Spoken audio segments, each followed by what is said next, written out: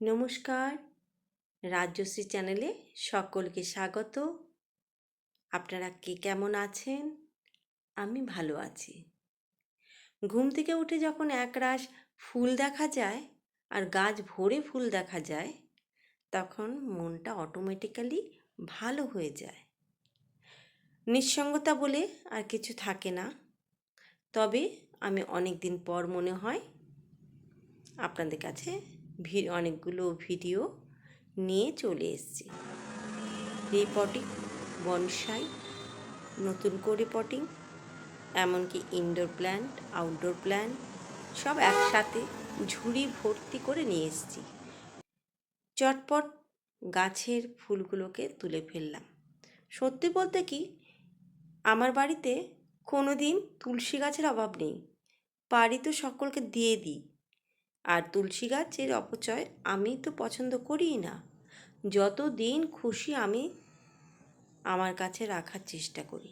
এই সেই পুরনো তুলসী গাছ, রজনীগন্ধা ফুলের গাছগুলোকে আমি মিস্টার পোদ্দারের হাতে দিয়েছিলাম। সে জল দিতে দিতে আমার গাছগুলোকে ফাঙ্গাস পরিয়ে দিয়েছে। এটাকে পটিং করতে হবে, রিপটিং করতে হবে। গাছগুলোকে অটোমেটিক্যালি আমি তুলে ফেলেছি।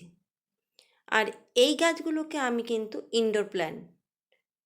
এবার আমি তুলসী গাছের কথায় আসি। ওটাকে কি করব। পুরনো তুলসী গাছগুলোকে, এটা নতুন তুলসী গাছ যেগুলোকে নতুন করে পটিং করতে হবে আমাকে। এবার কিছুটা আমার নারকোলের একটা ছোবার মতন ছিল, এগুলোও আমার কাজে লাগবে। পুজোর ফুল, কিছুটা কোকোনাট, কিছুটা মাটি। আমি আবার গ্লাভস ছাড়া গাছের পটিংটা করি না, কারণ অনেক রকমের পোকামাকড় থাকে। তাই আমি সবাইকে বলবো, যখন পটিং করবেন অবশ্যই হাতে গ্লাভস পরবেন। এখনকার মাটি কিন্তু খুব একটা ভালো নয়। কিছু শুকনো ফুল ঘরে ছিল, সেগুলোকেও আমি কাজে লাগিয়েছি। প্রথমেই আমি এই তুলসী গাছের কথাটায় আসি। এর গায়ে কত রকমের পুরনো ডালপালা শুকনো গাছ ছিল। যদিও তুলসী গাছকে আমরা হাত দিয়ে ভাঙতেই আমাদের মনে লাগে, বুকে ব্যথা হয়, কিন্তু আমি কি করব, গাছগুলোকে বাঁচিয়ে রাখার জন্য ধর্মকে কুসংস্কার হিসেবে উড়িয়ে দিয়ে আমি এটাকে কাটিং করেছি। কাটিং করাতে মনে হলো তুলসী গাছটা হালকা হয়ে গেল, ওর গায়ের থেকে যত কিছু আছে বোধহয় নেমে গেল। এগুলোকেও ফেলবো না। সেই কাটিং যে তুলসী গাছের ডগাগুলো ছিল, 5 কেজির যে আটার প্যাকেটগুলো আমার ঘরে আসে, সেটার ভেতরে আমি খুব চেপে চেপে চেপে চেপে এটা দিয়ে দিলাম। সত্যি বলতে কি, আমি গাছ বরাবরই ভালোবাসি। গাছ পটিং আমি কিন্তু সবসময় করি, কিন্তু নতুন করে ভিডিও করে আপনাদের সামনে নিয়ে আসাটা, এটা আমি কোনোদিন ভেবে উঠিনি। নতুন করে করছি তো, ভুলভ্রান্তি তো আমার হবেই। আপনারা তো আমার সাথে আছেনই সংশোধন করে দেওয়ার জন্যে। আমি কি করলাম, ওই শুকনো ডালগুলোর ওপরে তোমার কিছুটা বালি, বালি ঠিক নয়, মাটিও এর সাথে মেশানো আছে, তবে বালির পরিমাণটাই বেশি, আমি কিছুটা দিয়ে দিলাম। তবে কি, আমি এই শুকনো ডালগুলো তো যাতে বেশি করে ময়েশ্চারাইজার পায়, আমি শুধু বালিটা ইউজ যেমন করেছি, সাথে মাটি শুধু করিনি, কোকোপিটও এর মধ্যে ব্যবহার করেছি, যাতে যত তাড়াতাড়ি এই শুকনো ডালগুলো ভেজা ভেজা পাবে, তাতে কি হবে, তাড়াতাড়ি এগুলো ডিকম্পোস্ট হবে। এর থেকে রসগুলো যখন বেরোবে, গাছটা তত তাড়াতাড়ি এর রসগুলো খেতে পারবে। তো সাথে আমার শুকনো কিছু পুজোর ফুল ছিল, আর কিছু নারকোলের ছোবাও ছিল, ওটাও আমি এর মধ্যে দিয়ে দিলাম। এবার আরও কিছু বালি এর মধ্যে দিলাম, যাতে যেহেতু সবগুলোই ড্রাই, মানে শুকনো, যাতে ভেতরে জল যত পড়বে, এটা যেন গাছটা, এগুলো যেন তাড়াতাড়ি পচে ওঠে। গাছ তিনটে গাছ ছিল একসাথে, তিনটাকে ভালো করে দড়ি দিয়ে বেঁধে নিলাম, যাতে মানে নড়াচড়া না করে। তাহলে কি হবে, আমার এটার ভেতরে ঢোকাতে অসুবিধা হবে। আমি খুব একটা মাটি ঝেড়ে ফেলে দিইনি, তবে প্রচুর মাটি ছিল, এত মাটি। তবে রিপোর্টিং করলে কিন্তু মাটি কিন্তু আমাদের অনেকটা বেঁচে যায়, পুরনো মাটিগুলো অনেকটা বেঁচে যায়, এত মাটি আমার লাগবে না। কোকোপিটের সাথে সামান্য কিছু মাটি মিশিয়ে আমি গাছটার মধ্যে দিয়ে দিয়েছি। এবার সবচেয়ে কি সুন্দর লাগছে, মনটাও হালকা হালকা লাগছে, যাক এর একটা গতি করা গেল। নেক্সটে যাব আমি মাটির যে মাটিগুলো আর কোকোপিট কিন্তু আমি মেশাচ্ছি নেক্সট অন্য রজনীগন্ধার গাছগুলোকে রেডি করার জন্য। শুকনো কিছু পাতাও আমার সাথে থাকবে। আর এইটা দুধের ক্যানগুলো পাওয়া যায়, দুধের ক্যানটা ইউজ করি আমি রজনীগন্ধার ক্ষেত্রে। আমি ক্যানগুলোর মাঝখানে আমি কিন্তু নিচে একদম ইটের টুকরো দিয়েছি, ওই নারকেলের খোলাটা দেখালাম ওটা ছিঁড়ে ছিঁড়ে দিয়েছি, শুকনো পাতাগুলো দিয়েছি। আর এই পাউডারটা ইউজ করেছি, এত কেন্ন হয়েছে ছোটো ছোটো, যাতে কেন্নগুলো এর গন্ধে চলে যায়। এটার নামটা ঠিক মনে আসছে না। কিছু কোকোপিট দিয়েছি আর একটু হাড়ের গুঁড়ো ছিটিয়ে দিয়েছি, ব্যাস। এবার কি করলাম, একদম গোড়ার থেকে এই রজনীগন্ধাগুলো সিঙ্গেল নয়, এগুলো ডবল রজনীগন্ধা আছে। যেহেতু এগুলো স্টিক চলে এসছে, সেহেতু আমি এগুলোকে আর ছাড়িয়ে দিলাম না। ছাড়িয়ে দিলে যদি ভয় পেলাম যদি আবার নষ্ট হয়ে যায় গাছগুলো। দেখেছেন আমি কি করে ইটের টুকরোগুলো ছড়িয়ে দিয়েছি টবের মধ্যে, যাতে নিচে জল না জমে। তার উপরে কিছুটা বালি আমি ছিটিয়ে দিচ্ছি।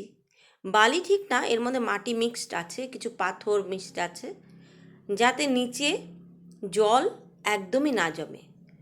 যখন ফাঙ্গিসাইড হবে, ফাঙ্গাস জমবে গাছে, তখন মনে রাখতে হবে যে আমাদের মাটির গাছের গোড়ায় জল জমে যাচ্ছে। জল জমলেই আমাদের এই ফাঙ্গাসের প্রকোপটা বেড়ে যায়। আমি আরেকটা টবে কিন্তু যেমন শুকনো পাতা ব্যবস্থা করেছি, আরেকটার মধ্যে নারকেলের খোলা। আমি সবাইকেই বলবো, আমার মতন করে যদি আপনারা টব বানান, রিপোর্টিং করুন, নতুন গাছ বানান, তাহলে ওই গাছ বানানোর পরে অনেকে মেডিসিন ইউজ করেন, ওই মেডিসিনগুলো ইউজ করতে হবে না। গাছে যদি ফাঙ্গাসই না ধরলো, কোনো পোকামাকড়ই যদি না ধরলো, তাহলে মেডিসিন ইউজ করবেন কেন? তো আমার কথা, গাছের গোড়া যত পারবেন শুকনো রাখার চেষ্টা করবেন, যাতে শুকনো থাকলে কোনো সময় কোনো পোকামাকড় ধরবে না। এবার আসি আমার নতুন তুলসী গাছগুলোর জন্য। নতুন তুলসী গাছগুলোতে কি করেছি, এতে কোনো আমি সার ইউজ করিনি। এতে ওই পুজোর ফুলগুলোকে নিচে দিয়ে তার উপরে বালি জাস্ট দিয়ে দিয়েছি, তার ওপরে এই আমার পুজোর ফুলগুলো ছিল। সুন্দর করে আমি আমার নতুন গাছগুলোকে বসিয়ে দিয়েছি। কি ভালো লাগছে, তাই না? এবার আমার ইনডোর প্ল্যান্ট কিভাবে তৈরি করছি সেটা দেখুন একবার। কথায় আছে, জীবে প্রেম করে যেই জন, সেই জন সেবিছে ঈশ্বর। বাস্তবে মানুষকে তুমি যতই ভালোবাসো না কেন, তার মধ্যে একটা দ্বন্দ্ব দ্বিধা থেকেই যায়। আর প্রকৃতিকে তুমি যত বেশি ভালোবাসবে, রিটার্নে তুমি তার চেয়ে অনেক অনেক বেশি ভালোবাসা প্রাপ্তি করবে। তাই আমার সকলের কাছে অনুরোধ, ইনডোর প্ল্যান্ট, আউটডোর, যা খুশি গাছ লাগান। আমরা ক্ষণিকের জন্য এসছি এই পৃথিবীতে, কিছু স্মৃতি যদি আমরা রেখে যেতে পারি, আমরা খুব সাধারণ মানুষ। যদি গাছের মাধ্যমেই নিজেদের স্মৃতি রাখতে পারি, তাও কিন্তু একটা লাভ করা যাবে। গাছ কিন্তু এত উপকার করে আপনারা ভাবতে পারবেন না। আমি আবার কিন্তু এই ভিডিওতে একটা জিনিস দেখাচ্ছি, গাছের পটিংটা যদি আপনারা ঠিকঠাকভাবে করতে পারেন তাহলে গাছে কখনো ফাঙ্গিসাইড লাগবে না। মনে পড়ে গেল আরেকটা বনসাই করার কথা। এটা হলো সাদা অপরাজিতা। 3 বছর বয়স হয়ে গেল, আমি বনসাই করেই চলেছি। এবার অনেকটাই সাদা ফুল দিয়েছে, তাই তাড়াতাড়ি আবার নতুন করে বনসাই করলাম। এটাও একটা নতুনত্ব ফুল, কিন্তু ভগবান আমার সহায় আছেন। চটপট গাছ দেখে রিপোর্টিং করার পর ঝুমঝুমিয়ে বৃষ্টি নেমে গেল। মোটামুটি 2টোর সময় আমি এই গাছের রিপোর্টিং, বনসাই, নতুন করে পটিং, ইনডোর প্ল্যান্ট এগুলো করতে নেমে গেছিলাম। উঠেছি কখন জানেন? 4:30টার সময়। আমি একাই সবটা করি। আমার বাগানে দ্বিতীয় কাউকে হেল্পের জন্য ডাকি না, কারণ আমার একা বাগান করতে বেশি ভালো লাগে। সে আমার যত সময়ই লাগুক না কেন, ঠিক এই প্রজাপতিটার মতন। আমি আপনাদের সাথে থাকতে চাই। যদি ভিডিওটা খুব ভালো লাগে, যদি কেউ উপকৃত হন, তাহলে অবশ্যই আমার সাথে থেকে লাইক, শেয়ার আর সাবস্ক্রাইব অবশ্যই করবেন। আমার যদিও এবার ভিডিওটা অনেকটাই লেন্থ করেছি, কারণ দেরি হয়ে গেল, শরীরটাও বেশি সায় দিচ্ছিল না।